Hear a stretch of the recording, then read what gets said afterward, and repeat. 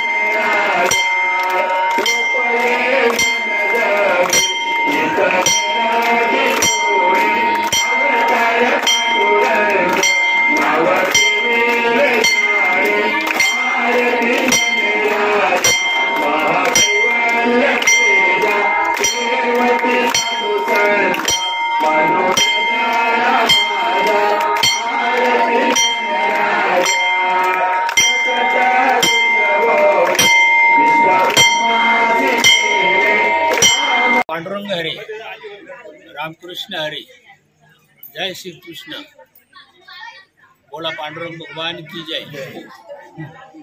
सिंचाई कॉलनीतील विठ्ठल रुक्मिणी मंदिर विठ्ठलधाम गेल्या दशकापासून भाविकांची सेवा करीत आहे। या मंदिरामध्ये नुकताच भागवत सप्ताह झालेला आहे आणि कीर्तन सप्ताह झालेला आहे। कीर्तनाचे कार्यक्रम, धार्मिक कार्यक्रमाचे रेलचेल या मंदिरात असतात।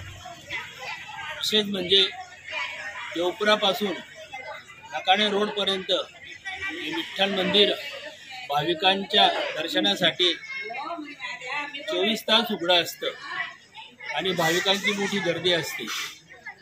आज सकाळपासूनच भाविकांनी विठ्ठल मंदिराच्या दर्शनासाठी, माऊलींच्या दर्शनासाठी गर्दी केलेली आहे।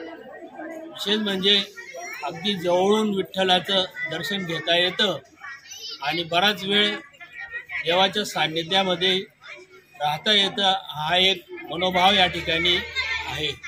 तीर्थक्षेत्र म्हणून घोषित झालेल्या या मंदिराला पर्यटन विभागाकडून 30 लाखाचं मंजुरी मिळाली असून या कामाचं मोठ्या प्रमाणात काम झालेलं आहे। त्याचप्रमाणे 20 लाखाचा मंदिरासमोरचा सिमेंट काँक्रीटचा रस्ताही झालेला आहे।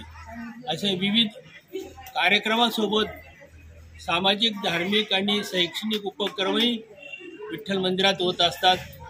आता नुकतंच आशुतोष पाटील भोकरकर यांच्याकडून महाप्रसाद साबुदाण्याची खिचडीचं वाटप भाविकांना मोठ्या प्रमाणात झालेलं आहे।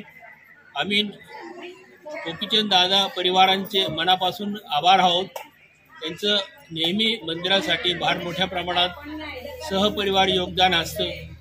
असं योगदान वलवाडी आणि भोकर परिसरातील सर्व नागरिकांचं आहे आणि विठ्ठल सर्वांना सुख, शांती, समृद्धी देईल अशी मी प्रार्थना करतो। जय हरी।